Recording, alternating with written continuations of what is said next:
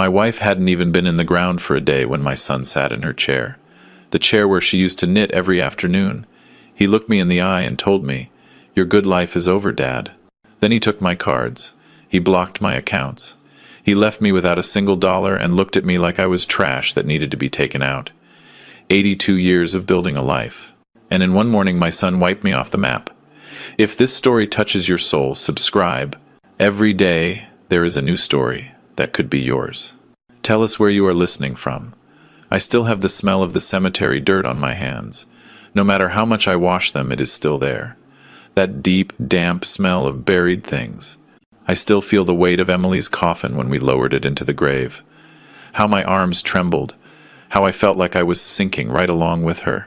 And here I am, sitting in my own living room looking at a dead cell phone and some credit cards that are useless now. I have them scattered on the table like cards from a losing hand. My name is Nicholas Garrison. I am 82 years old. 40 years ago, I built an auto parts factory that today gives work to 120 families. 40 years of waking up before dawn.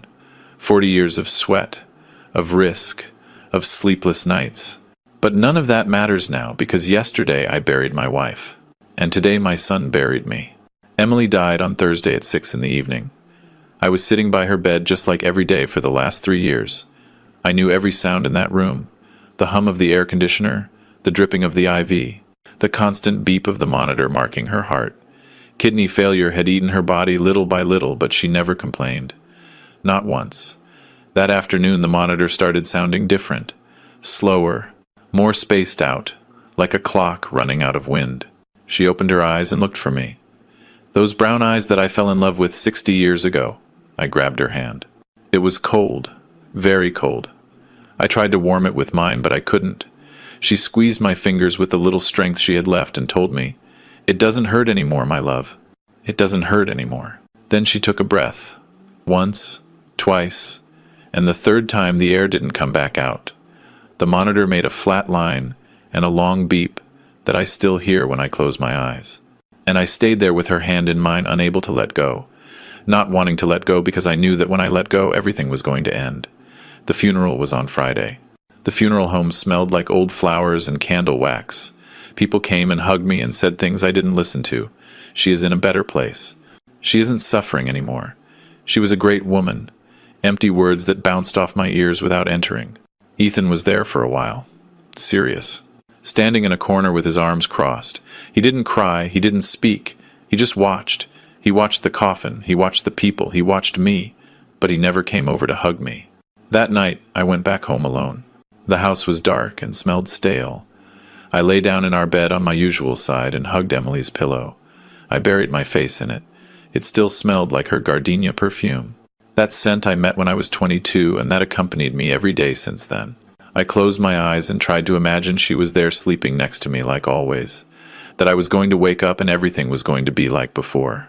But on Saturday at 9 in the morning the doorbell rang and everything went to hell. I opened the door expecting a neighbor with condolences, a basket of bread, some flowers, but it was Ethan. He had a wrinkled shirt and dry eyes. He walked into the house without saying hello, without hugging me, without saying "I'm sorry, Dad," as if he were walking into an office. Behind him came Jessica, his wife, with her head down and her eyes glued to the floor. She didn't look at me. She didn't say anything. Behind her was Ryan, my 16-year-old grandson, who didn't look up from his cell phone even to say hi. I don't even know if he saw me. I offered them coffee.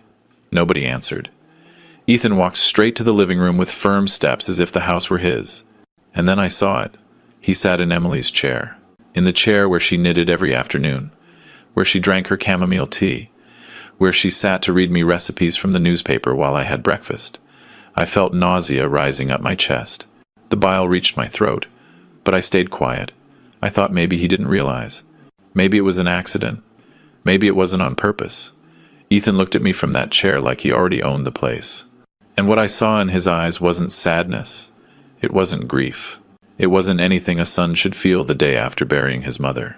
It was something cold, calculated, something I didn't recognize. Or maybe I did recognize it, but I never wanted to see it, he said. "Dad, we have to talk." I nodded. I thought it was something about the funeral, the papers, Emily's will, the insurance paperwork. But then he put his hand in the inside pocket of his jacket and took out a document. A paper with stamps. Letterhead. With small print that I couldn't read from where I was. He put it on the coffee table on top of the magazines Emily never finished reading. And he said, "Sign here. It is a power of attorney. Starting today, I am in charge of the accounts, the company. Everything. It is for your own good.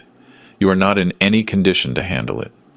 I looked at him without understanding, without being able to believe what I was hearing. I said, "What are you talking about, Ethan? I buried your mother yesterday. What kind of son are you?" He didn't blink.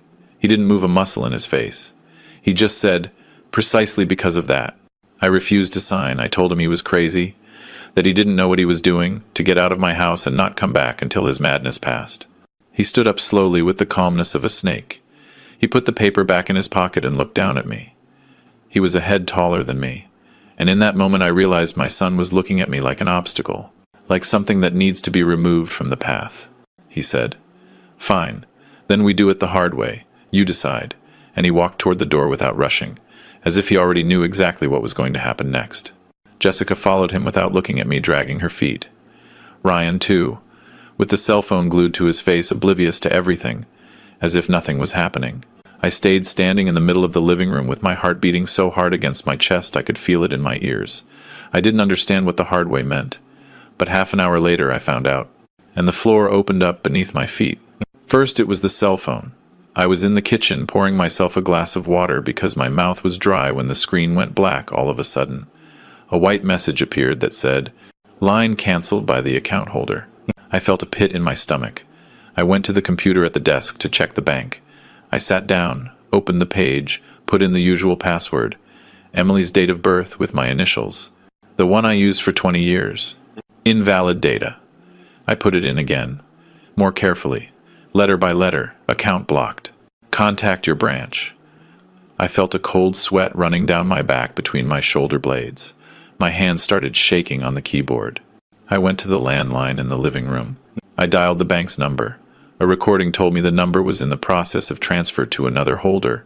I hung up and stared at the device like it was a dead animal. It couldn't be. It couldn't be.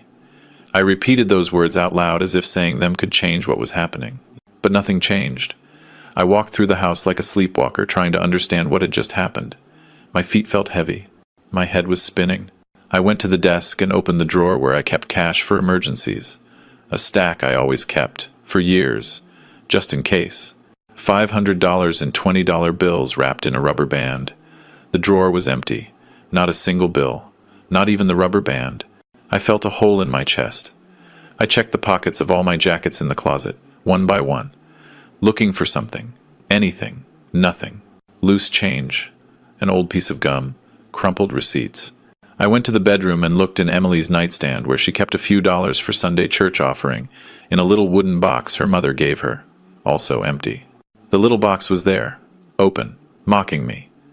Ethan had entered my house before coming to see me. He had gone through everything. He had opened every drawer, every pocket, every hiding place. He had taken every dollar he found. I stayed standing in the middle of the room with my hands shaking, feeling the floor moving under my feet as if there were an earthquake. In less than an hour, my own son had left me without access to the bank. Without a phone, without cash. He had turned me into a homeless man inside my own house. I don't know how long I stood there in the middle of the room staring at nothing. Minutes, hours. Time stopped existing. When I reacted, the sun was already gone and the house was dark. I hadn't turned on a single light. I hadn't eaten anything. I hadn't drunk water. I walked to the living room, dragging my feet, and sat on Emily's sofa. The same one where she knitted every afternoon while I read the newspaper and she told me gossip about the neighbors. I ran my hand over the fabric of the backrest, rough, worn by the years. It still had a thread stuck in it from the last embroidery she didn't manage to finish. A tablecloth with blue flowers she was making for the new dining room. For when we remodel, she used to say, "It is going to look beautiful. The dining room we will never use. The tablecloth she will never finish." I stayed there caressing that thread until my eyes clouded over. That night I didn't eat. I couldn't. My stomach was closed shut, hard as a rock. I felt nauseous just thinking about food. I stayed sitting in the dark without turning on the light, looking at Emily's portrait on the fireplace mantel, the photo from our 50th anniversary. We took it in the garden next to the rose bushes she planted. She was wearing her blue dress that reached her knees, smiling with all her teeth, with her hair up like she liked it. I was hugging her by the waist, looking at her as if the world didn't exist. Because for me it didn't exist. She was everything. I spoke to her out loud in the dark with a broken voice. I said, "Emily, what did I do wrong? Where did I mess up with that boy? How did I raise him so badly? What was he missing? What did he have too much of? What did I do to make him hate me like this?" But she didn't answer. Of course not, because she wasn't there anymore, and I was more alone than ever in my life. I didn't sleep that night, not a minute. I sat on that sofa until dawn, replaying the last few months like a movie. Ethan's visits, more and more frequent, longer each time. The questions about the company, about the partners, about the accounts, about the contracts, about who had authorized signatures. I thought it was interest, that he was finally maturing, that he wanted to learn the business, that he wanted to earn my trust. But no, it was reconnaissance. He was studying the terrain. He was looking for weak points. He was waiting for the right moment to attack. And the right moment was the day after burying his mother. The day I was most destroyed, most vulnerable, most alone, easiest to knock down. He planned it like that, with coldness, with calculation, as if I were an enemy and not his father. But the worst part wasn't what had already happened. The worst part was what was waiting for me outside. Because when I went out to the street the next day, I discovered that my son hadn't just stolen my money. He had stolen my name. Monday, I got up with the decision to go out. I couldn't stay locked between those walls waiting for Ethan to come finish me off. I had to understand how deep the damage went. I had to see with my own eyes how much he had destroyed me. I went to shower and the water came out freezing. The water heater didn't turn on. I stood there under the cold stream, shivering, feeling every drop hit me like a punishment. I dressed in the same clothes as yesterday because I didn't have the mind to look for others. I buttoned my shirt with clumsy fingers. I put on my shoes without socks because I couldn't find any. I looked in the bathroom mirror and saw an old man I didn't recognize, sunken eyes surrounded by purple circles, ashy skin without color like a dead man, a 2-day beard white and uneven. I looked like a homeless man. I looked like a crazy person. I looked in my wallet, 3 crumpled bills, $40. It was all I had left in the world, all I had to survive. I went out to the street with an empty stomach and a tight heart. The sun hit my face, and I had to squint.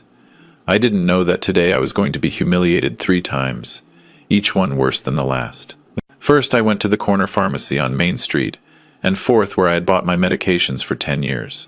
I needed the pill for my blood pressure, the one I take every morning with breakfast. Without it, I could have a crisis at any moment. The doctor had warned me, "Mr. Garrison, you don't play around with your heart." The girl at the register recognized me when I walked in and smiled kindly. "Good morning, Mr. Garrison. How are you? Feeling better?" I told her yes, thank you. That I came for my medicine. I gave her the prescription and waited leaning on the counter looking at the shelves of vitamins and syrups. She prepared the order, put it in a little white bag, and swiped the card through the terminal. The machine made a noise. That noise that you know. Declined. She swiped it again. Slower. Declined. She looked at me uncomfortable with red cheeks and said, "I am sorry, sir. It is not going through. Do you have another card?" I felt heat rising up my neck. I took out one of my 3 bills and paid in cash. The change was barely enough for a coffee. I left with the little paper bag and a bitter taste in my mouth. But that was just the beginning. The warm-up before the game. I walked to the bank with heavy legs. The central branch downtown in the big stone building across from the square. I had an account there for more than 40 years. That is where I signed my first loan to buy machinery for the factory. That is where I deposited my first $1,000,000. The proudest day of my life. Everyone knew me there. The tellers, the guards, the secretaries, the managers. They greeted me by name. They offered me coffee. They attended to me in private. But when I walked in that morning, I saw new faces. Young people with cheap suits and plastic smiles. People who didn't know who I was. I asked to speak with the manager. The receptionist looked me up and down. My wrinkled clothes, my unshaven beard, and said, "Have a seat, please. Someone will be with you in a moment." They made me wait 20 minutes in a hard plastic chair next to the door, as if I were just any customer coming to ask for a loan. Finally, a guy in a gray suit came out, 30-something years old, with gel in his hair and a face like he has more important things to do. He looked at me without any respect and said, "Follow me." And he took me to a small cubicle with glass walls where everyone could see but nobody could hear, like a fishbowl, like a zoo cage. The manager sat behind a particle board desk and opened his computer. He typed something with 2 fingers slowly while I watched him from the other side. Then he frowned, tilted his head, and looked at me with an expression I couldn't decipher. He said in a low but sharp voice like a knife wrapped in velvet, "Mr. Garrison, your account has a preventive block. It was requested 2 days ago by a direct family member, a son, according to the record. The reason indicated is..." He paused for a long time as if it was hard for him to say, as if he felt embarrassed for me. Presumed cognitive incapacity. I felt like I had been punched in the stomach. The air left my lungs. I repeated the words like an echo. Cognitive incapacity.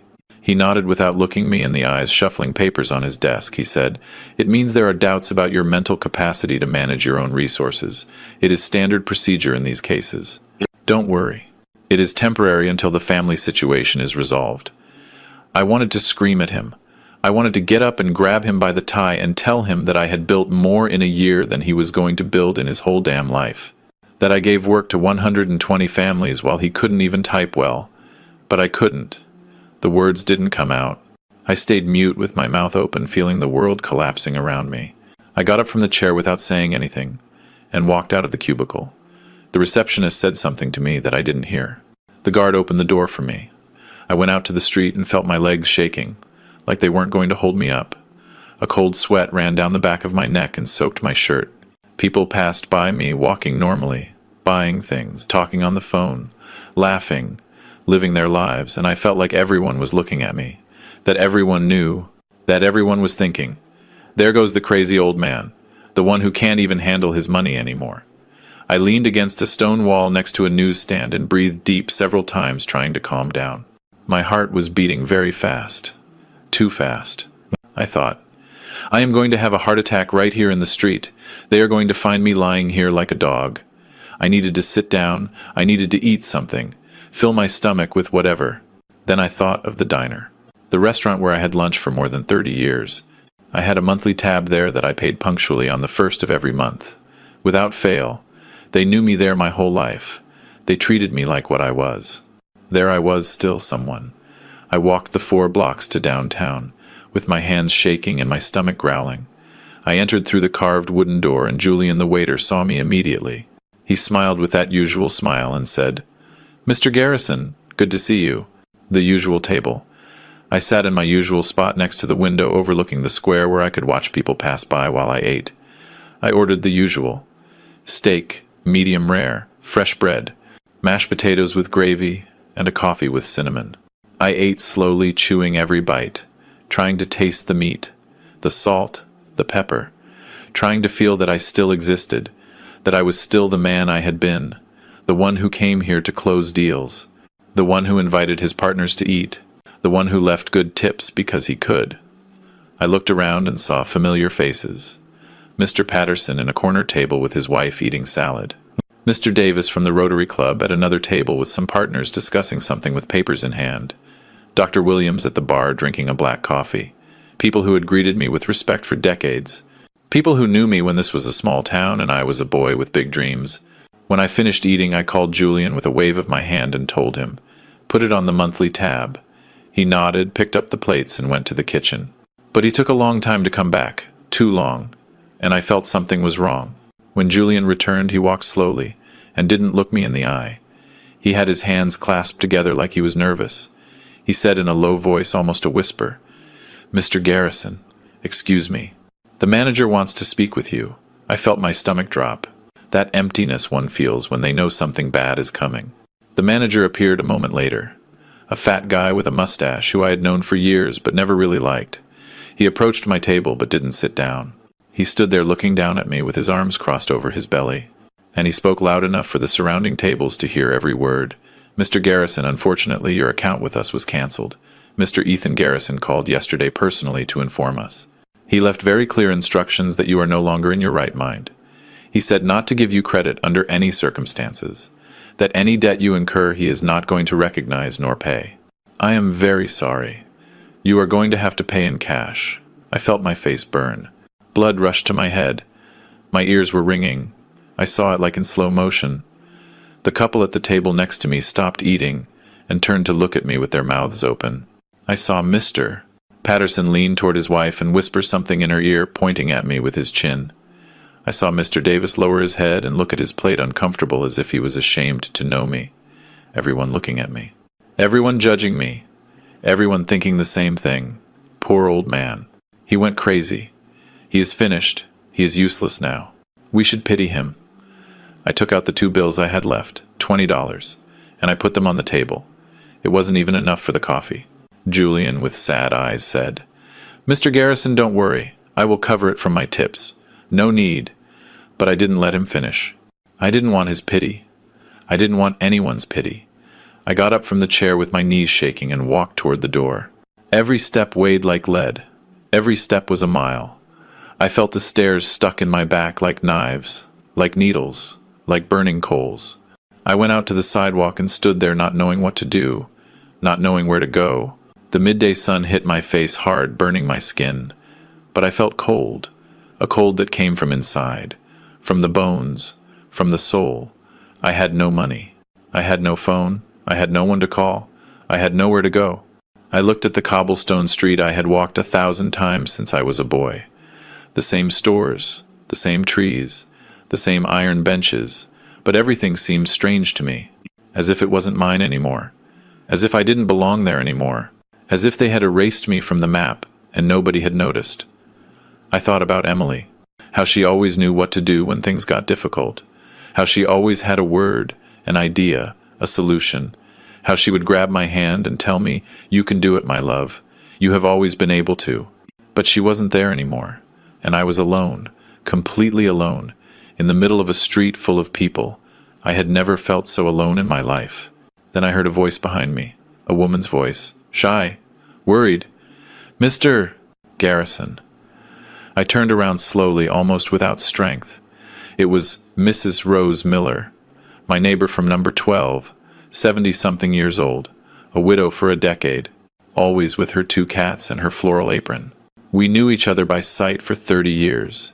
We greeted each other on the street, but we had never exchanged more than 3 words. We never had a real conversation.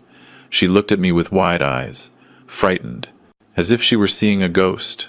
Then she looked to the sides, quickly making sure nobody was watching us, that nobody was listening. She came a step closer, grabbed my arm with her small hand, and told me in a low voice, almost a secret, "What happened to you, Mr. Garrison? Why are you like this? Are you sick? You look terrible. You look like you have seen a dead man." And I didn't know what to answer. The words didn't come out because in a way the dead man was me. They had killed me without touching me. They had buried me without digging a grave. Rose took me by the arm firmly and told me, "Come with me. You can't stay here standing. People are watching." We walked in silence to her house, 3 blocks down through streets I knew by memory but now seemed like another world. I was looking at the ground, unable to look up, counting the stones in the pavement as if they were the days I had left to live. When we got to her door, a green door with pots of geraniums, she took out her keys, opened it, and made me go inside. Inside it smelled like fresh coffee and sweet bread. The 2 cats looked at me from an armchair with suspicion. Rose sat me in her living room and went to the kitchen. I heard the noise of cups, of boiling water. She came back with a tray, chamomile tea, cookies, an embroidered napkin. She served me as if I were a sick child, and in a way I was. My hands were shaking when I grabbed the cup. She sat in front of me in a floral armchair that smelled like mothballs, and looked at me with those eyes that women who have seen too much have. She said, "Nicholas, I am going to tell you what is happening. What the whole town is saying, because you need to know, and because nobody else is going to tell you." I nodded without speaking. The tea burned my fingers, but I didn't let go. I needed to feel something. Anything. Rose took a deep breath and started talking. She told me that Ethan had been calling half the world during the last week. Partners at the company, acquaintances at the club, neighbors in the subdivision. He told everyone the same thing. That I had dementia. That I had started forgetting things, confusing names, getting lost in the street. That the day of the funeral I didn't recognize some guests. That I had tried to pay with an expired card. that I was a danger to myself, and that the family was taking measures to protect me. She told me all of it in a rush, without pauses, like someone ripping off a Band-Aid in one pull. And I froze, paralyzed, with the cup of tea suspended in the air and a buzzing in my ears that didn't let me think. When I could speak, only one word came out: dementia. I repeated it several times as if by saying it I could understand it. I looked at my hands, firm, without trembling. I remembered the balance sheet of the last quarter of the company: $23,400,000 in assets, 15.7 in liabilities, operating margin of 12%. I remembered it completely, without hesitation. I remembered the number of my first driver's license, my wedding date, the name of the doctor who delivered Ethan. I remembered every contract I signed in the last 40 years, and I thought, my son is killing me, not with a knife, not with poison. He is killing me with words. He is erasing me from the map while I keep breathing. Rose looked at me in silence, waiting for my reaction. I gave her back the empty cup and stood up. My legs were shaking, but I held myself up. I told her, "Thank you, Rose, for telling me the truth, for not treating me like a crazy person." She stood up too and grabbed my arm. She said, "Nicholas, you have to do something. If you stay quiet, they are going to bury you alive. Ethan is moving fast. He has lawyers. He has contacts. If you don't react now when you want to do it, it will be too late." I nodded. I walked toward the door. Before leaving, I turned around and told her, "I am going to the factory. I am going to prove who I am. I am going to stand in front of my son and tell him he is not going to destroy me." She looked at me with a mix of admiration and fear, and I went out to the street with my heart beating in my throat. I arrived at the factory at 4 in the afternoon. The same factory I built with my hands. The same gate I passed through thousands of times for 40 years. The usual guard, Mr. Frank, was not there anymore. In his place there was a boy of 20-something, with a new uniform and a mean face. When he saw me arrive, he raised his hand like a traffic cop. He said, "ID, please." I looked at him in disbelief. I told him, "I am Nicholas Garrison, the owner of this company, the one who pays your salary." The boy didn't even flinch. He looked at a sheet he had on the desk, ran down a list with his finger and said, without looking at me, "I am sorry, sir. Your name is not authorized to enter. Management orders." I felt the blood rising to my head. I clenched my fists. I told him, "Look, son, I founded this company before you were born. I placed every brick, every machine, every dollar that is inside here. So you are going to lift that barrier, and you are going to let me pass." The boy looked at me with a calmness that gave me more rage than if he had yelled at me. He said, "Sir, if you don't calm down, I am going to have to call security." Security! On me! I breathed deep. I swallowed the rage. I told him, "Fine. Call someone from inside. Whoever. Let them tell me to my face that I can't come in." The boy nodded, picked up a phone, spoke in a low voice for a minute, then hung up and told me, "You can wait in the lobby. Someone will attend to you." I went into the lobby and sat in one of those plastic chairs they put out for suppliers. Me, sitting like a supplier in my own company. I waited 5 minutes. 10, 20. The receptionist, another new face, didn't even look at me. She typed on her computer as if I didn't exist. Finally, the hallway door opened and a woman appeared. Young, 30-something. Straight hair to her shoulders, gray suit, high heels. Perfect smile. One of those smiles that don't reach the eyes. She walked toward me with short steps and extended her hand as if I were a client. She said, "Mr. Garrison, what a pleasure. I am Aura Penelope Medina, executive assistant to Mr. Ethan. How can I help you?" I looked her up and down. I had never seen her in my life. I told her, "I want to speak with my son." She didn't lose the smile. She said, "Mr. Ethan is in a very important meeting. He cannot be interrupted. If you like, I can schedule an appointment for next week.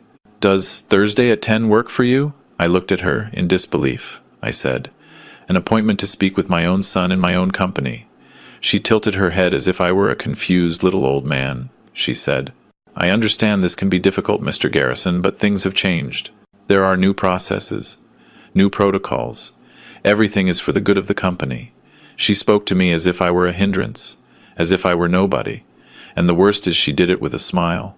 I got up and walked toward the hallway that led to the offices. Aura stepped in front of me with her arms open as if she were going to physically stop me. She said, "Mr. Garrison, you cannot pass. If you insist, I will have to call security." I stopped. I looked her in the eyes and then looked around. The marble floor I chose. The walls I painted white because Emily said it gave peace. The paintings I bought at an auction in the city.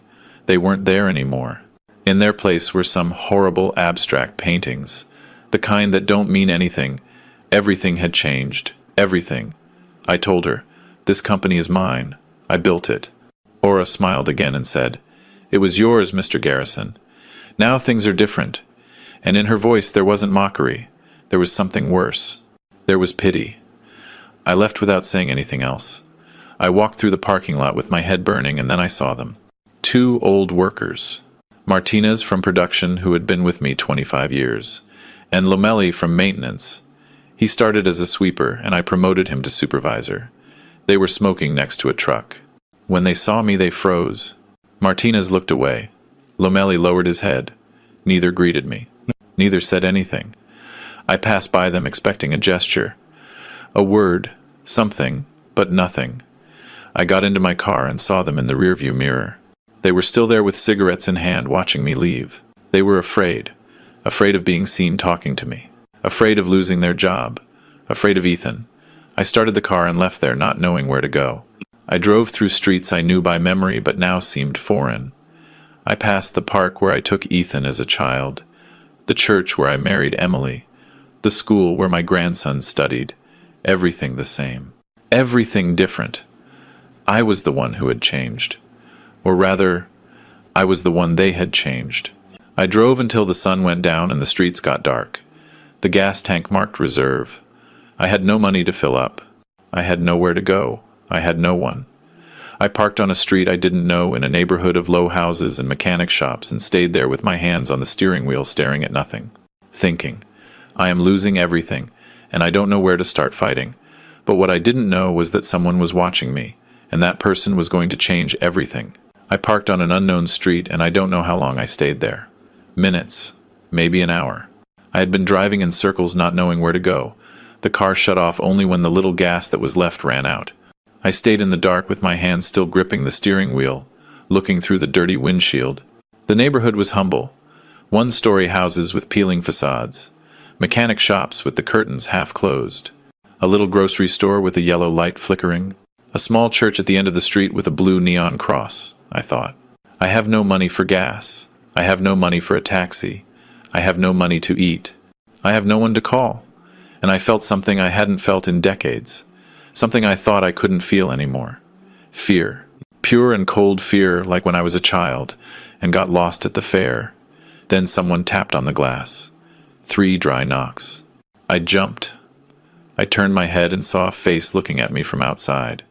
An older man, 70-something years old, with gray hair and skin tanned by the sun. He had hands stained with black grease and wore faded blue coveralls. He looked at me with curiosity without hostility. I rolled down the window a few inches and he said, "Good evening, sir. Are you okay? You have been parked there a long time and haven't gotten out of the car. I wanted to make sure nothing happened to you." His voice was hoarse but kind. He smelled like motor oil and cigarettes. I told him, "I am fine, thank you." But my voice came out broken, cracked, and he realized it. The man looked at me for a few seconds without saying anything. Then he nodded slowly as if he had made a decision. He said, "Look, I have a shop right here across the street. I don't know what happened to you, and I am not going to ask if you don't want to tell me. But you have the face of someone who hasn't eaten in a good while. I have fresh coffee and some sandwiches my neighbor brought me. If you want, I invite you, no strings attached." I looked him in the eyes. There was no malice. There was no agenda. There was only something I hadn't seen in days. Humanity. I opened the car door and got out. My legs were shaking. He held me by the arm and said, "Come on, sir. It's right near here." And we walked together toward his shop. The shop was small. A tin shed with a cement floor stained with oil. There was an old car on a ramp with the hood open and the guts exposed. Tools hanging on the wall. A calendar from 3 years ago. An old radio playing an old song. The man pointed to a plastic chair next to a wooden table and said, "Sit down. I will bring the coffee right now."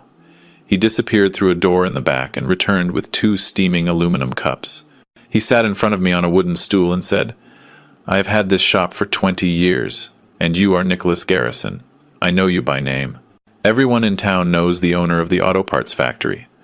I looked at him surprised. He shrugged and said, "It is a small town, Mr. Garrison. News flies." He took a sip of coffee and looked at me calmly. He didn't ask me anything. He just waited. And something in that silence, in that patience, made me open my mouth. I started talking. I told him about Emily's funeral, about Ethan's visit the next day, about the words he said to me, about the blocked cards, the bank, the pharmacy, the restaurant, the company where they didn't let me enter, about Aura Penelope and her plastic smile, about the workers who didn't greet me, about Rose and the rumor of dementia. I told him everything, every humiliation, every blow, every stab. I spoke for an hour without stopping, and he listened to me, without interrupting, without opining, without judging. He just listened. If you are listening to my story right now, I ask you to leave me a comment telling me where you are listening from. Sometimes knowing there is someone somewhere in the world listening to me gives me strength to keep going. Because that night in that shop that smelled of grease and cigarettes, I felt like someone was listening to me for the first time in days. Robert didn't know me. He didn't owe me anything. He had no reason to help me. And yet there he was, listening to me as if my story mattered, as if I mattered, and that in that moment was more valuable than all the money Ethan had stolen from me. When I finished talking, I was empty, exhausted, as if I had vomited everything I had inside. Robert stayed quiet for a moment, looking at his coffee cup. Then he looked up and told me, "Mr. Garrison, I am going to tell you one thing. You are not crazy. Anyone who listens to you for 5 minutes realizes you have a clearer head than most. What is happening to you is not your fault. They are hunting you. And the one who hunts like that, with that coldness, does not stop until finishing the job. Your son is not going to stop until you have nothing. No money, no company, no name. So you have 2 options. Either you let yourself be hunted or you start fighting." I looked at him in silence. He was right. Of course he was right. But fight with what? I had no money. I had no access to my accounts. I had no lawyer. I had no proof of anything, I said. "And how do I fight, Robert? I have nothing." He nodded and got up. He went to the back kitchen and came back with a plate. It had 2 sandwiches, a piece of cheese and a banana. He put it in front of me and said, "First eat. How long has it been since you ate?" I tried to remember. "Yesterday. The day before." I didn't know. My stomach hurt. But not from hunger, from nerves, from rage. I grabbed a sandwich and took a bite. It was cold, but it was the tastiest thing I had tasted in days. Robert watched me eat and said, "After you eat, we think." I ate everything he put in front of me. Every bite gave me back a little strength. When I finished, Robert picked up the plates and said, "Look, Mr. Garrison, I am not a lawyer or a businessman or anything like that. I am a mechanic. I fix cars. But I know something about life. Nobody fights well if they don't sleep and don't eat. Today you stay here. I have a little room in the back where I sleep sometimes when I have to work late. It is not the Hilton Hotel, but it has a mattress and a blanket. Tomorrow, with a cool head, we think about what to do." I looked at him, not knowing what to say. That man didn't know me. He had no obligation to me. And he was offering me more than my own son. The little room was small, a twin mattress on some boards, a gray blanket that smelled of cheap softener, a cross nailed to the wall with a tack, a small window that looked out to the alley. I lay down dressed with my shoes on, looking at the tin roof. Outside I could hear crickets and the distant noise of cars. I thought about Emily. I thought about our big bed with the cotton sheets she washed every week. I thought about how her hair smelled when she hugged me at night. And I wondered what she would say if she saw me there, sleeping in a mechanic shop, hiding from my own son. I closed my eyes and felt the tears rolling down my temples. But I didn't dry them. I let them fall. That night I slept. I don't know how many hours. I don't know if it was 3 or 6 or 10, but I slept. I slept for real, without nightmares, without startled awakenings. And when I woke up with the sun coming through the little window, I felt something I hadn't felt since Emily's funeral. Hope. I didn't know how I was going to fight. I didn't know with what weapons or with what allies. But I knew one thing. I wasn't alone. There was a 70-year-old mechanic who believed in me, who had given me a roof, food, and something more important: dignity. Robert had given me shelter, but the weapons to fight were going to be given to me by another person, someone I didn't expect, someone who had as much to lose as I did. Robert woke me up with a cup of coffee and some news. He said, "Mr. Garrison, I put gas in the car. It is not much, but it is enough to go and come back to your house. Go. Solve your things. And if you need anything, I am here. Here what we have plenty of is grease, and what we lack is money. But a coffee and a sandwich there is always." He squeezed my shoulder and accompanied me to the car. Before I got in, he told me, "Remember what I told you. The one who hunts like that doesn't stop until he finishes. Move fast, Mr. Garrison. Don't give them time to finish you off." I nodded, started the engine, and drove toward my house with a knot in my stomach. I didn't know what was waiting for me, but something told me it wasn't going to be good. I arrived at the house around noon. Everything looked the same from the outside. The garden with the rose bushes Emily cared for, the vine climbing the wall, the wooden door I had a carpenter make. But when I entered, I knew something had happened. The study door was open. I always left it closed. I walked there with my heart pounding in my chest, and when I entered, I felt the air leaving my lungs. The desk drawers were open, ransacked, papers thrown on the floor. The bookcase moved, and in the place where the desktop computer was, there were only loose cables and a dust mark. They had taken it, everything, the computer, the document folders, the backup hard drive, the USB drives. 40 years of files disappeared. I stood in the middle of the disaster, unable to move. Then I heard footsteps behind me. I turned around and saw Carla in the doorway. Her eyes were red and her hands were shaking. She said with a broken voice, "Mr. Garrison, forgive me." I tried to stop him, but I couldn't. I asked her what she was talking about, and she told me. Yesterday afternoon, Ryan came, my grandson, with a black truck and 2 guys she didn't know. He said Mr. Ethan had sent him to pick up important documents, that they were orders, that it was for grandfather's own good. Carla told him he couldn't take anything without my permission, but Ryan ignored her. They went into the study, emptied everything into boxes, and left, in less than an hour, without leaving anything. Carla tried to call me, but my phone didn't work and she didn't know where to find me. I sat in the desk chair and stared at the empty space the computer had left.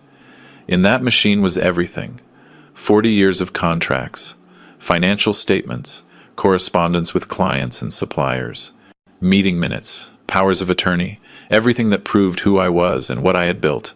And now it was in Ethan's hands. I told Carla, "It is not your fault. You couldn't do anything." But inside, I felt the fence closing in. Every day they took something else from me. First the money, then the company, then the name, and now the documents, the proof, the memory. They were erasing me piece by piece, and I didn't know how to stop them. Carla was still standing in the doorway, wringing her hands. I told her to sit down. She obeyed, but didn't look at me. She had her eyes glued to the floor, then she said, "Mr. Garrison, there is something else I have to tell you." I felt a chill in my stomach. She took a deep breath and continued. "Mr. Ethan called me yesterday afternoon, after they took the things. He told me they don't need me anymore, that starting next week the house is going to be empty, that you are going to go to a specialized clinic, and the property is going to be put up for sale." I froze. I repeated, "A clinic." Carla nodded. "That is what he said, a clinic for people with mental problems. And that I didn't have anything to do here anymore." I looked her in the eyes. Carla Reyes, 15 years working in this house. She arrived when Emily started with the first symptoms and we needed help. She stayed all these years taking care of both of us. Emily trusted her more than anyone. She told her things she didn't tell me. She asked her for advice. She gave her the pearl necklace her mother left her. And now Ethan was kicking her out like an old piece of furniture. I told her, "Carla, listen to me well. I am not going to any clinic. I am not crazy. And this house is not for sale.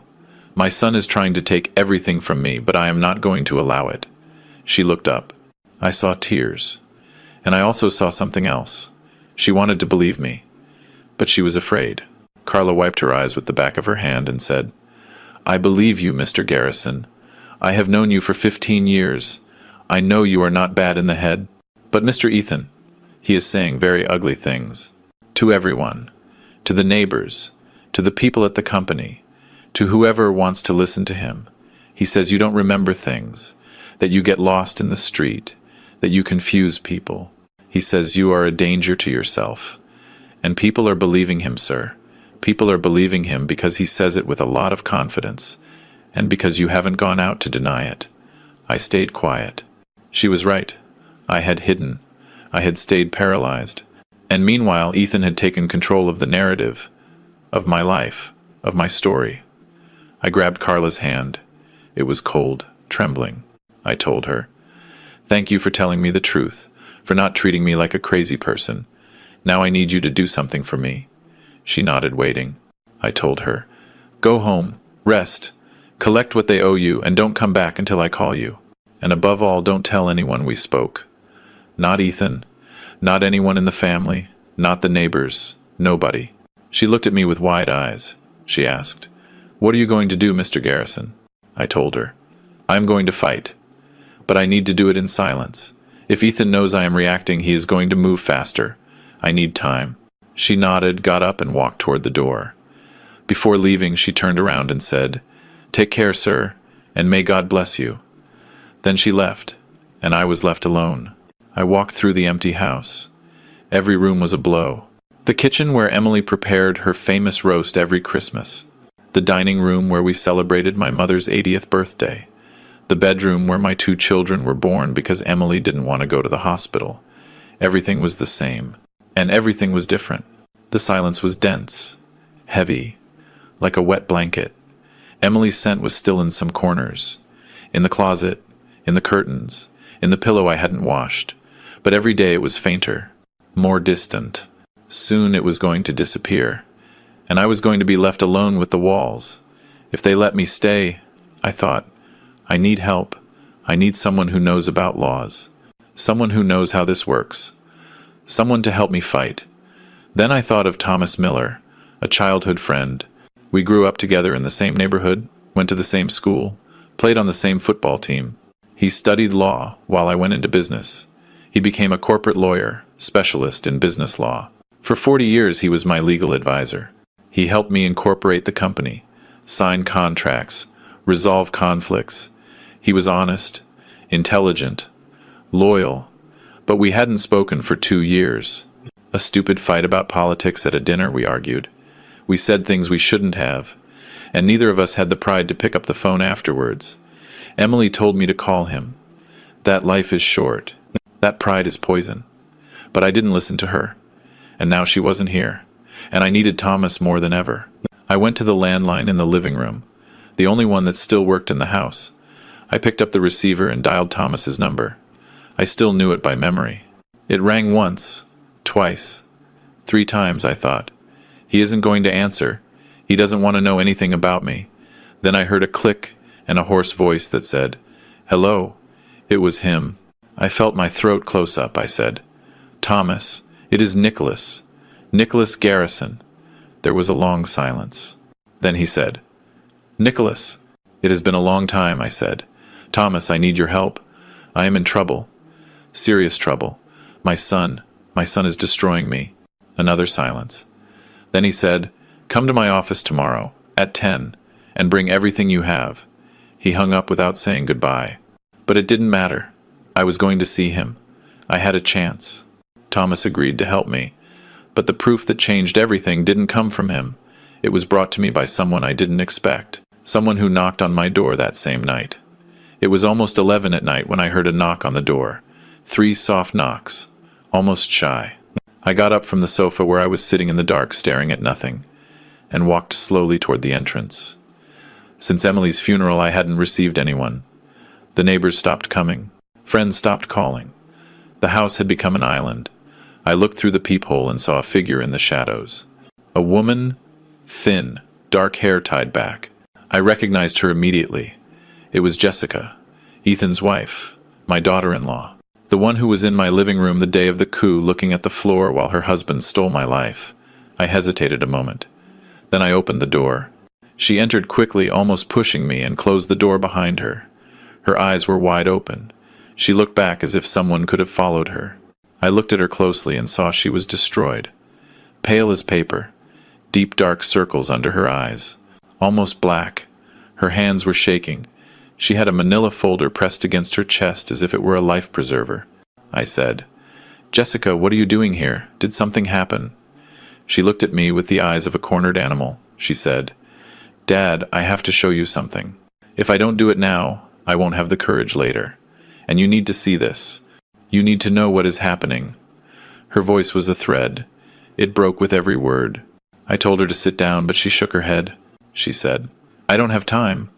Ethan thinks I went to the pharmacy on call. If I take too long, he is going to suspect." She sat on the edge of the sofa without leaning back and put the folder on the coffee table. She opened it with trembling hands. Inside, there was a pile of printed pages. Jessica started taking out the papers one by one, explaining each thing. She said, "I found all this on Ethan's computer. He has a hidden folder. He thought nobody was going to see it, but I saw it. And I copied everything. They were emails. Dozens of emails. Between Ethan and a man named Victor Price. I knew the name. An investor from Chicago who had wanted to buy part of the company a few years ago. I told him no. He seemed shady to me. Too aggressive. And now he was in contact with my son. The emails spoke of corporate restructuring, liquidation of non-productive assets, removal of the majority partner for mental incapacity. I read it 3 times to be sure I understood. They were planning to take the company from me. Legally. With papers. With lawyers. With everything. I kept reading. Each page was worse than the last. There were sales contracts with future dates. Stock transfers that I never authorized. Powers of attorney with my forged signature. I knew because I never signed with that stroke. Emily taught me to make a signature that nobody could copy. And that wasn't my signature. There were also requests for medical opinions addressed to 3 different psychiatrists. They asked for evaluations of severe cognitive deterioration for an 82-year-old patient. The patient was me. The requests were signed by Ethan as the responsible family member. Everything was dated. Everything was organized. Everything was ready to be executed. Only one thing was missing. The signature of the judge declaring me legally incompetent. One of the emails froze my blood. It was dated 3 days before Emily's funeral. It said, "Victor, the old lady is about to kick the bucket. As soon as that happens, we move. I have everything ready. Aura already prepared the documents. The old man won't even know what hit him." And further down, Victor responded, "Perfect. Between the company and the properties we are talking about, $10 million. You keep 40% and I keep the rest. In 60 days, we are partners." I felt my stomach turning. I read it again and again. My son, my own son. He had been planning this for months while Emily was dying in the hospital. While I held her hand and promised her she was going to be okay. Ethan was in his office calculating how much he was going to make with his mother's death and his father's destruction. I left the papers on the table and stared at them without saying anything. My hands were shaking. I felt nauseous. I felt like the living room was spinning. Jessica looked at me with eyes full of tears. She said, "Dad, I didn't know. I swear. I didn't know anything about this. I knew Ethan was ambitious. I knew he wanted the company. But I didn't know he was capable of this. Of destroying his own father. Of forging documents. Of hiring psychiatrists to declare you crazy. When I saw it," her voice broke. "When I saw it, I couldn't stay quiet. I couldn't." I asked her, "Why do you bring it to me, Jessica? Why don't you go to the police?" She shook her head. She said, "Because the police are not going to believe me. Ethan has contacts. He has money. He has lawyers. You are the only one who can do something with this." I got up from the sofa. I walked to the window and stared at the empty street. I thought about Emily, about the last week of her life, when the pain didn't let her sleep anymore. One night she squeezed my hand very hard and told me, "Nicholas, be careful with Ethan. He is not the son you think he is. I have seen things. I have heard things. Promise me you are going to open your eyes." I told her yes. Of course, to calm down. But I didn't listen to her. I thought it was the morphine delirium. I thought she was confused. But no, Emily knew.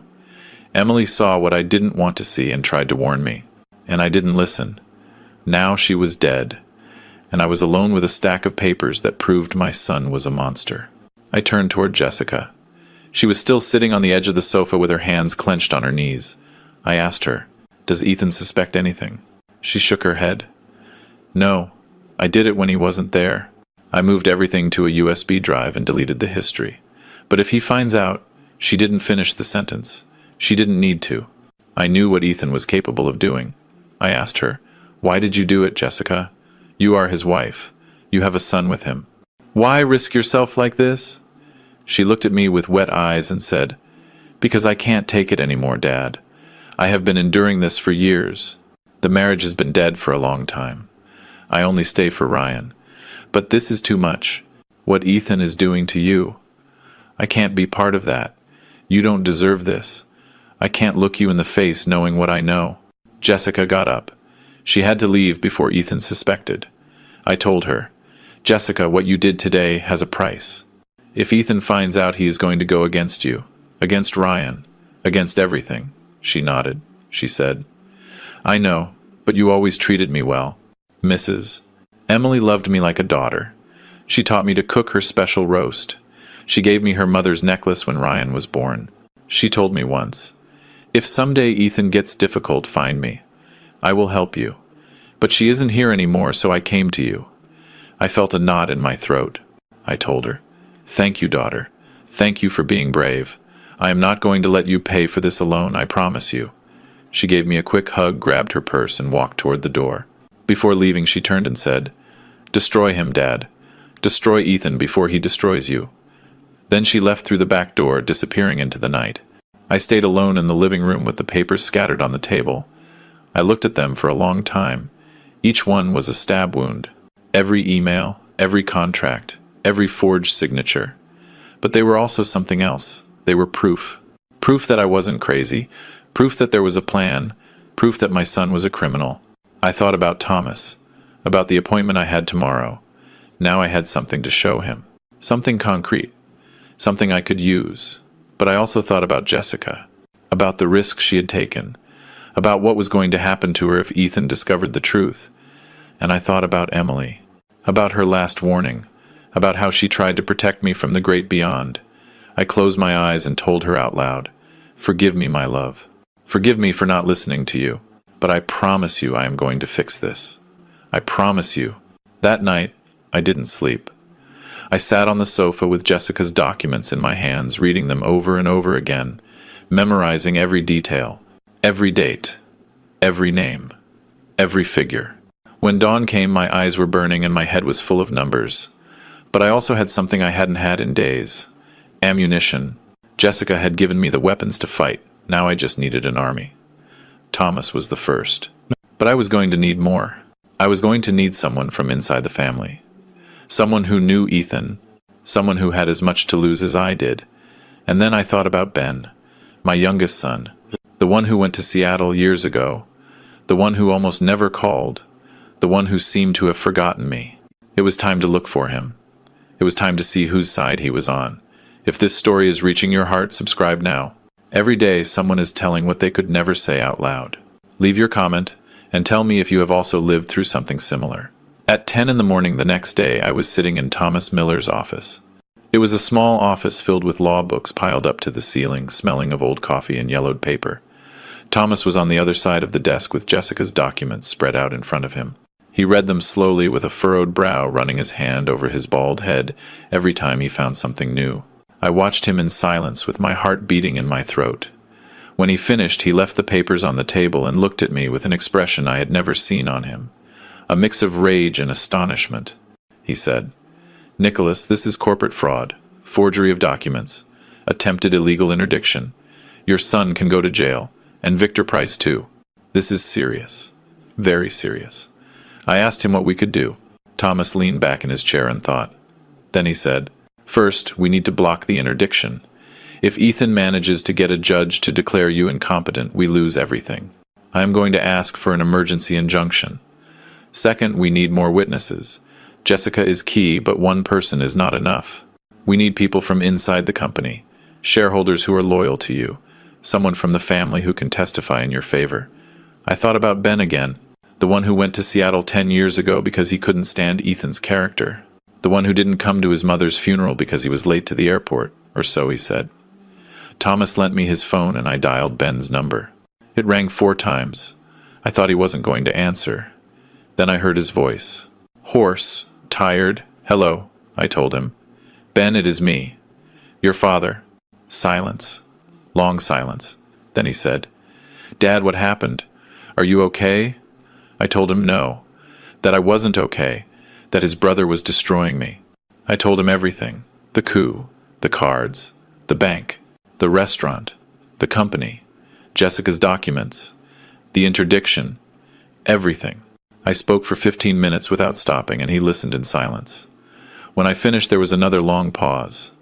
I thought he was going to tell me he couldn't get involved, that he had his life in Seattle, that this was between Ethan and me. But then he said something that broke me. I am coming there, Dad. Forgive me for not going before. I knew something was wrong, but I was afraid of Ethan. I was always afraid of him. 2 days later, Ben arrived. I saw him enter through the door of Thomas's house, and I felt my knees buckle. He was thinner than I remembered, with gray hair at his temples and wrinkles around his eyes. But he still had the same face as when he was a boy. Emily's same face. He walked toward me and hugged me. Hard, without saying anything. I felt my shoulders shaking, and I realized I was crying. He was too. We stayed like that for a long while, hugging in the middle of Thomas's office, crying like two lost children. Afterwards, he pulled away, looked me in the eyes, and said, I am not going to leave you alone, Dad. He promised. We are going to end this together. And for the first time in weeks, I felt I could win. During the next 3 days, we worked without stopping. Thomas prepared the lawsuit and the request for the injunction. Ben contacted 3 old shareholders of the company who had always been loyal to me. Mr. Porter, who was my first partner, my cousin Arthur, and Mr. Herbert, an investor who entered in the 90s. All 3 agreed to support me. Jessica, meanwhile, kept gathering evidence. Every night she sent me encrypted emails with more documents from Ethan's computer. Contracts, transfers, messages with Victor Price. Everything was adding up. Everything was fitting together. It seemed the plan was working. It seemed we were going to make it. But on Thursday morning, everything fell apart. Jessica disappeared. I tried to call her cell phone. Off! I sent her messages. No answer. I wrote to her email. Nothing. I called the house, and the maid answered. She told me Mrs. Jessica had left early with Mr. Ethan and hadn't returned, that she took a small suitcase, that Mr. Ethan said they were going to Vermont for a few days. I felt a hole in my stomach. Something was wrong. Very wrong. I told Thomas and Ben to come with me. We drove to Ethan's house, in the Oak Hills subdivision. I rang the doorbell. I waited. The door opened, and there he was, my oldest son, with a smile that froze my blood. Ethan leaned on the doorframe and looked at me with a calmness that was scary. He said, Dad, what a surprise! What are you doing here? I told him I was looking for Jessica, that I needed to speak with her. He widened his smile, a wolf's smile. He said, Ah, Jessica. Yes, she is resting. I took her to a clinic in Vermont, a very nice place, very quiet. The stress of the grief affected her a lot, you know. She started with insomnia, with anxiety, with weird ideas. The doctor said she needed rest, a few weeks of internment, for her own good. I looked him in the eyes. I knew exactly what he had done. Jessica wasn't sick. Jessica had betrayed him, and he had taken revenge. I stepped closer. I told him, Ethan, I know what you did. I know everything. The contracts, the transfers, the emails with Victor Price, the forged signatures, the interdiction, everything. He didn't lose the smile. He said, I don't know what you are talking about, Dad. I think you are confused. Again, I already told you. You are not well. You should go get checked. Ben took a step forward. He said, Enough, Ethan. We know what you are doing, and we are going to stop it. Ethan looked at him with contempt. He said, Ah, look who showed up. The prodigal son. The one who ran away to Seattle because he couldn't handle the pressure. Now you come to play the hero. Ben clenched his fists. I grabbed his arm. I told him, Let's go. There is nothing to do here anymore. And we left with our blood boiling and our souls on the floor. Back in Thomas's office, I let myself fall into a chair. I said, Jessica was our main witness, the one who had access to everything. Without her, the case weakens. Ethan knows it. That is why he locked her up. Thomas stayed quiet a moment, thinking. Then he said, Wait. Before disappearing, Jessica did something smart. Something very smart. I looked at him without understanding. He opened his computer and showed me his inbox. There were 3 messages from Jessica sent the night before her disappearance, each one to a different address: Thomas, Ben, and a third one I didn't recognize. In all 3 there was the same thing: copies of all documents, all emails, all the evidence. Jessica had sent backups as insurance in case something happened to her, and she had also forwarded copies to me. Thomas closed the computer and looked at me. He said, "Your daughter-in-law knew this could happen. She knew Ethan was going to discover her sooner or later. That is why she sent everything before. The evidence is safe. The case stands." I felt a relief that loosened my muscles, but I also felt anguish. Because Jessica was still locked in a clinic in Vermont, alone, scared, paying the price for helping me. I told Thomas, "We have to get her out of there." He nodded. He said, "I am going to request a court order, but I need more. I need something that proves the internment was forced. I need another witness." I stayed in silence. Another witness. Who else knew what was happening? Then I thought of someone who had been there the whole time, someone who saw everything without anyone seeing her. And 2 days later, that person knocked on the door. It was 2 days before the shareholders' meeting when I heard a knock on Thomas's office door. It was 7 in the evening. It was getting dark. Thomas went to open it, and I heard a woman's voice. A voice I knew. I peeked into the hallway and saw her. Carla. My Carla. The woman who worked 15 years in my house. She was standing in the doorway with a grocery bag pressed against her chest, shaking like a leaf. Thomas looked at her with suspicion. He said, "Who are you?" She swallowed saliva and said, "I am Carla Reyes. I worked for Mr. Nicholas and Mrs. Emily for 15 years, and I have something to show you." I got closer. I put my hand on her shoulder. I told her, "Come in, Carla. You are among friends." We sat her in a chair and gave her a glass of water. Her hands were shaking when she grabbed it. Thomas asked her what she brought. She took a deep breath, opened the grocery bag, and took out a stack of papers, receipts, printed photos, and a spiral notebook. She put everything on the desk. She said, "Sir, I worked 15 years in that house. I saw things, I heard things, and I kept things because Mrs. Emily asked me to." Thomas and I looked at each other. Carla continued, "Mr. Ethan always treated me as if I were invisible, as if I didn't exist. He talked on the phone in front of me. He left papers on the table. He never greeted me, he never looked at me, but I was there, I was always there. And I saw everything." Thomas started reviewing what Carla had brought. There were receipts of bank deposits to accounts that weren't the company's. There were photos of documents she took with her cell phone when Ethan left them on the dining table. There were handwritten notes with instructions for Aura. There were copies of contracts Ethan signed without me knowing. And there was a notebook where Carla had written down for months every suspicious conversation she heard. Dates, names, exact quotes, everything. Thomas looked up from the papers and said, "Mrs. Carla, how long did you keep all this?" she said. "Almost a year, sir. Since Mrs. Emily asked me to do it, I felt my chest tighten." I asked her, "Carla, Emily asked you to keep this?" She nodded. She said, "Yes, Mr. Nicholas. It was a few months before she got very bad. She called me to her room, closed the door, and told me, 'Carla, I am seeing things I don't like. Ethan is changing. He is doing things in secret. I don't want to worry Nicholas because he already has a lot with taking care of me. But I need you to be my eyes. Keep everything you see. Write down everything you hear. And if someday something happens to Nicholas, take it to a lawyer.' That is what she told me. And I promised her I was going to do it. I felt my eyes filling with tears. Emily, my Emily. She knew. She always knew. And she protected me in the only way she could." Thomas put Carla's documents together with Jessica's emails. Now he had a complete file. Emails, forged contracts, illegal transfers, first-hand testimonies, photos, notes, everything. I told him, "Is it enough to get Jessica out of the clinic?" He nodded. He said, "It is enough for that, and for more. I am going to request an emergency court order. With this, I can prove that Jessica's internment was forced, that there is no legitimate diagnosis, that it is a kidnapping disguised as medical treatment." He got up, grabbed his briefcase, and said, "I am going to the courthouse right now. If we are lucky tomorrow morning, Jessica will be free." He left the office almost running, and I stayed there looking at Carla, not knowing how to thank her. The next morning, Thomas called me at 7. He said, "We have the order. I am leaving for Vermont." 3 hours later, he sent me a message. "We have her. Jessica is free. We are on our way." I felt my heart return to my chest. I sat in a chair and took a deep breath. Ben looked at me and said, "Are you okay, Dad?" I told him yes, that Jessica was free, that she was coming here. He smiled. It was the first time I saw him smile since he arrived. At 2 in the afternoon, Thomas arrived at the office with Jessica.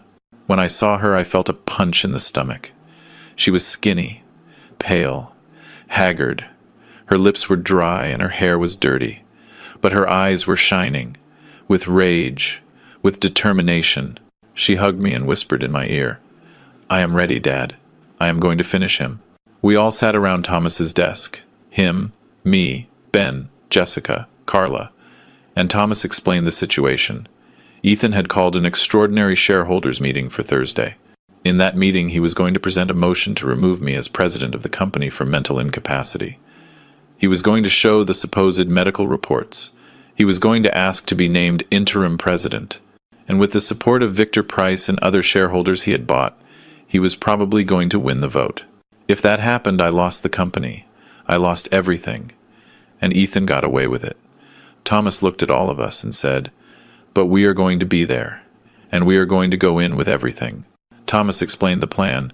He was going to arrive at the meeting with a court order that prevented any motion related to my supposed incapacity. He was going to present the proof of fraud, the emails, the forged contracts, the illegal transfers. He was going to publicly denounce Ethan and Victor Price in front of all the shareholders. And most importantly, Jessica was going to enter with me, Ethan's wife, on her father-in-law's side. That was going to be a devastating blow. I asked Thomas, "Do you think it will work?" He looked at me seriously and said, "Nicholas, in a trial, the one with the best evidence wins, and we have the best evidence. But in a shareholders' meeting, image also matters. And the image of your enemy's wife standing next to you, that is priceless." That night I couldn't sleep. I sat in my living room looking at Emily's portrait over the fireplace. I thought about everything that had happened in the last few weeks. The funeral, the coup, the humiliations, the loneliness, and I also thought about the people who had appeared to help me. Robert the mechanic who gave me shelter when I had nowhere to go. Jessica who risked everything to give me the proof. Carla who kept for months what Emily asked her to. Ben who finally faced his fear and came to fight with me. Thomas who put pride aside and agreed to help an old friend. I thought, I am not alone. I was never alone. I just didn't know it. The next morning I went to see Robert. I told him everything. The meeting, the plan, the evidence. He listened to me in silence, wiping his hands with a greasy rag. When I finished, he said, "Mr. Garrison, I don't know anything about companies or meetings or laws. I am a mechanic. I fix cars. But I do know one thing. I know how to be on the right side. And you are on the right side. So if you need me there, I will be there." I looked at him with wet eyes. I told him, "Robert, you already did a lot for me. You don't have to." He interrupted me. He said, "Sir, I don't have to do anything, but I want to, and that is different." He gave me a handshake that felt like a hug, and I knew he was going to be there, that everyone was going to be there. Thursday arrived. I woke up at 5 in the morning without needing an alarm. I showered with hot water. I shaved carefully. I put on the dark suit I wore the day of my wedding with Emily, the same one I wore the day I inaugurated the factory, the same one I wore when they gave me the Businessman of the Year award. I looked in the mirror and saw an 82-year-old man, with wrinkles and gray hair and spots on his hands. But I also saw something else. I saw a man who hadn't given up. I saw a man who still had strength. I saw a man who was going to walk into that room and look his son in the eye. I adjusted my tie, took a deep breath, and said out loud, "Today, Ethan, you are going to know who I am." And when I walked into that boardroom with Jessica by my side, with Ben behind me, with Thomas and Carla and Robert and everyone else, I saw my son's face, and I knew I had already won. The boardroom was on the 3rd floor of the building I built 40 years ago. The same walls I raised, the same marble floor I chose, the same mahogany table I had brought because Emily said it gave seriousness. I arrived at 9:30 in the morning. The meeting was at 10. I parked in front of the main entrance and stayed a moment inside the car, looking at the facade. There was my name in gold letters. Garrison Industrial Group. The name that cost me 40 years of work. The name my son wanted to erase. I took a deep breath. I opened the door and got out of the car. I felt the morning sun on my face. And I thought, today this ends. One way or another, today it ends. I saw the shareholders entering through the main door. Some I had known all my life. Mr. Porter, my first partner. My cousin Arthur. Mr. Herbert, who invested with me in the 90s. They nodded at me discreetly without stopping. Others were new faces. People in expensive suits and fake smiles. Victor Price's people. Investors Ethan had brought in during the last few months to secure the votes. And at the door controlling who entered and who didn't was Aura Penelope, with her business suit, her electronic tablet, and her plastic smile. She saw me arrive and her smile froze, but she didn't say anything. She just stood there, waiting, like a spider in her web. But I wasn't coming alone. Behind me came Ben, my youngest son, with his jaw set and his eyes fixed on the door. Next to him, Thomas Miller with a leather briefcase full of documents and an expression of someone about to enter a war. Behind them, my cousin Arthur and 3 old company advisors who had decided to support me. And at the end, walking with her back straight and looking ahead, came Jessica, Ethan's wife, the mother of his son, the woman he locked in a clinic to silence her. And now she was there, on the enemy's side, on the right side, and seeing her, I knew we had already won the first battle, because Ethan didn't expect this. He didn't expect his own wife to betray him. We walked toward the door.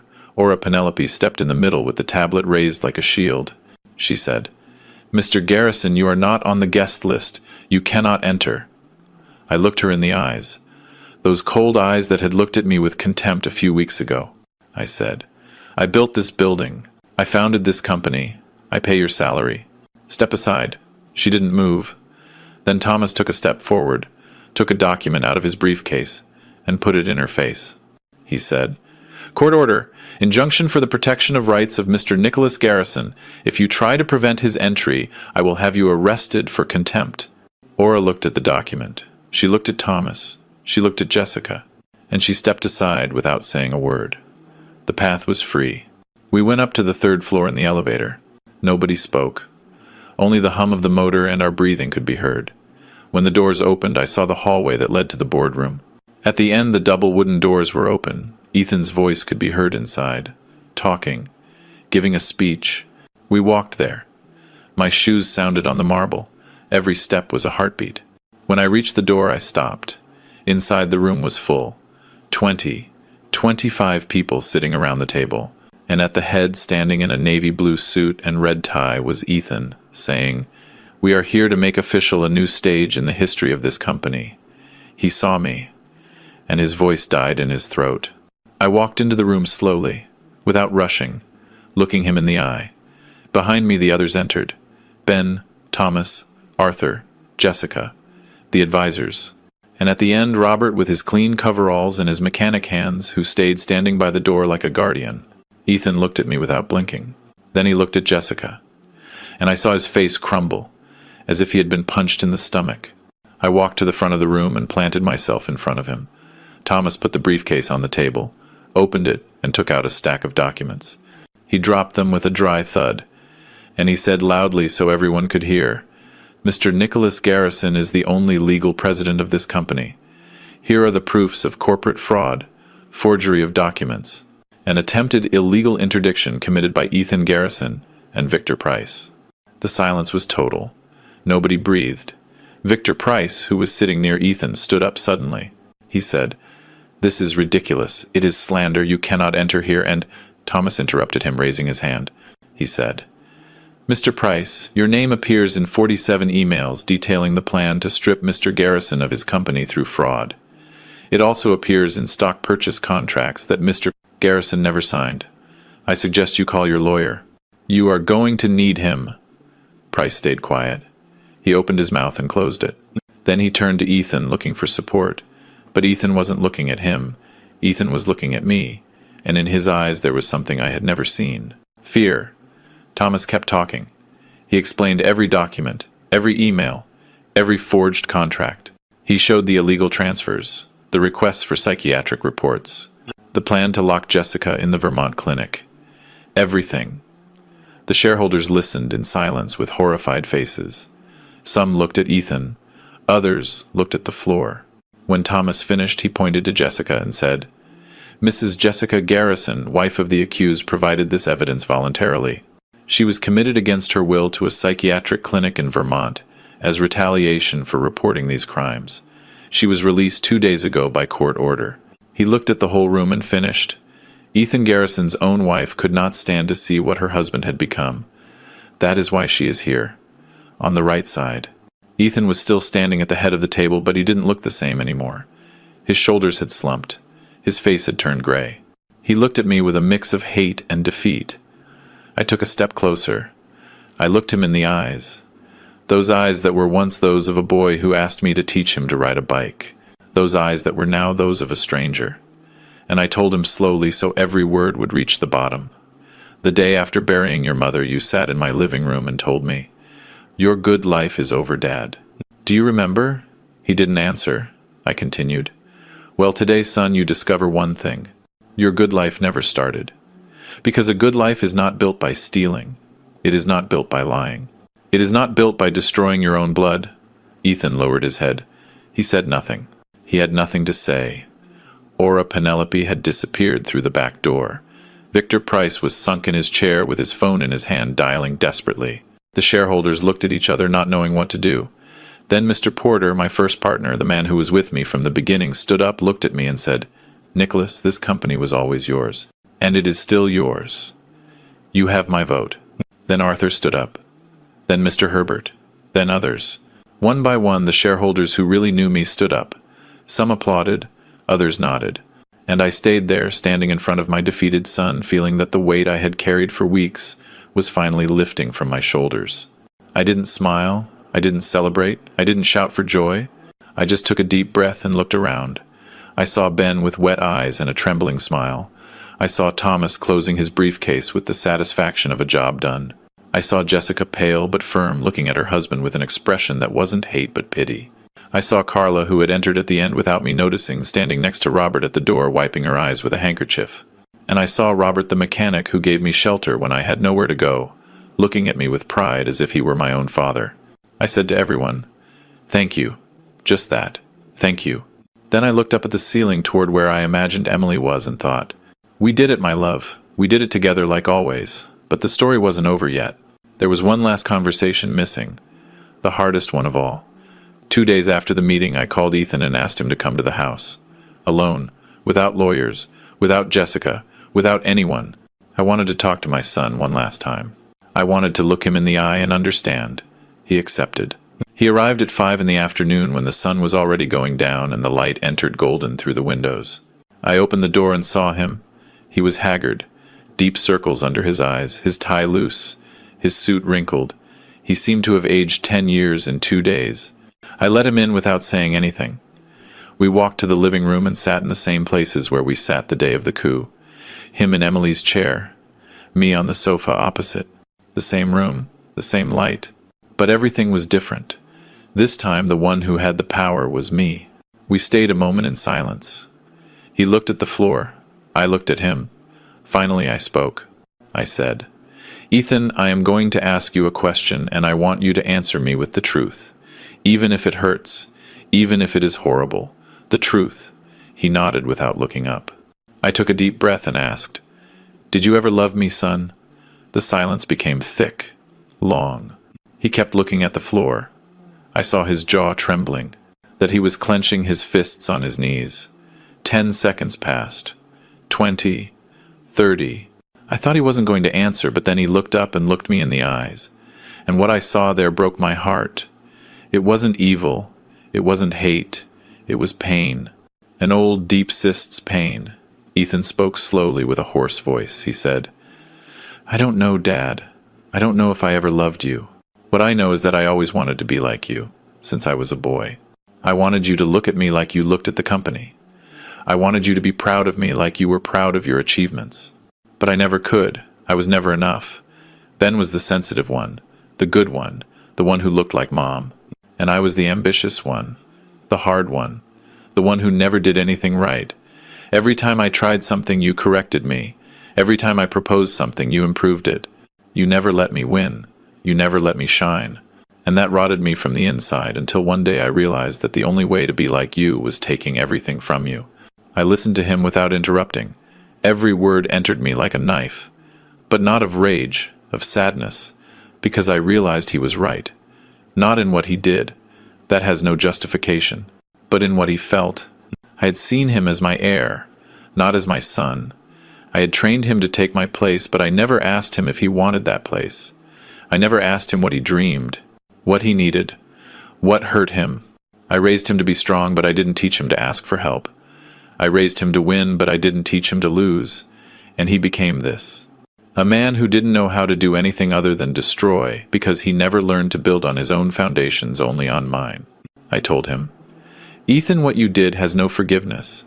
You wanted to rob me, you wanted to lock me up, you wanted to erase me, and you did it while your mother was dying in a hospital. That I am never going to forget. He nodded without saying anything.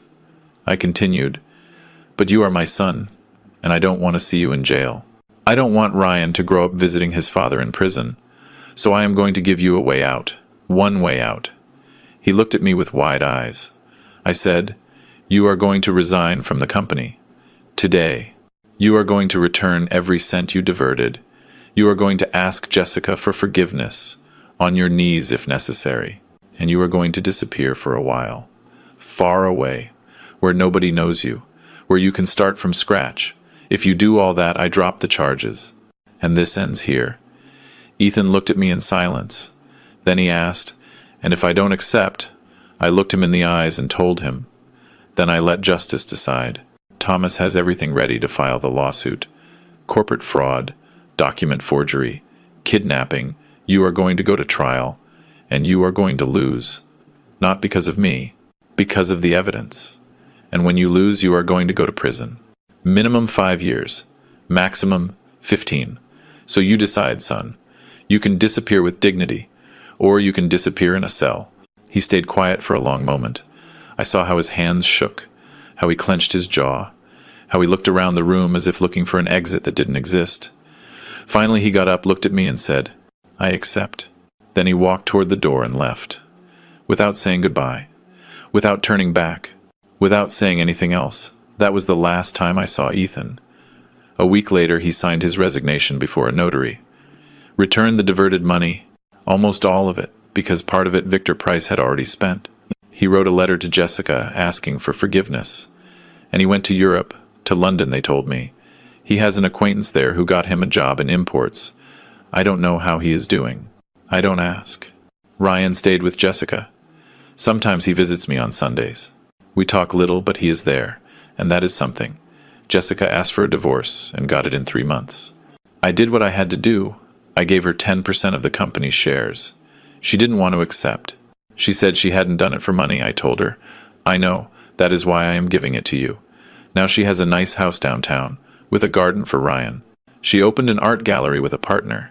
She is doing well. She smiles more. Sometimes she comes to have coffee with me and we talk about Emily, about the old times, about what she did for me when nobody else dared, and I always tell her the same thing. Thank you, daughter. Without you, I wouldn't be here. I stayed as president of the company 6 more months. Just enough time to organize everything, to close the bad contracts, to kick out Victor Price's people, to return confidence to the shareholders who had been scared, and to do something I owed myself. I had Robert's shop remodeled. New roof, polished cement floor, first-class tools, a sign with his name at the entrance. He didn't want to accept. He said it was fine like that he didn't need anything. I told him, Robert, you gave me shelter when I had nowhere to go. You gave me coffee when I didn't even have money for bread. You gave me dignity when my own son had taken it from me. This is not charity. It is justice. He stayed quiet a moment. Then he gave me a handshake and said, All right, sir. But Sunday coffee is still free. When everything was stable in the company, I called Ben to my office. I sat him in front of me and said, Son, I already did my part. 42 years leading this company. I don't have strength for more. I want to go home. I want to take care of your mother's roses. I want to live what I have left in peace, so the company is yours. He looked at me with wet eyes and said, I want it, Dad, and I promise I am going to take care of it. We signed the papers that same afternoon. Today my life is quiet. I wake up early, like always. I eat breakfast alone in the kitchen with the radio low. I go out to the garden to check the roses Emily planted 30 years ago. I prune them. I talk to them. I tell her how everything is going. Then I sit on the iron bench we bought on a trip to Mexico and stay a while looking at the sky. At 11, Carla arrives. She came back to work with me last month. I doubled her salary and gave her her own key. Now she is not my employee. She is my family. On Sundays, I go to Robert's shop. We drink coffee in his aluminum cups and talk about everything and nothing. Sometimes he helps me fix something on the car. Sometimes we just stay quiet listening to the radio. And it is okay. It is okay like this. People ask me if I hate Ethan, if I want to see him destroyed, if I am glad he lost everything. And the truth is no. I don't hate him. I can't. He is my son. He has my blood. He has Emily's nose.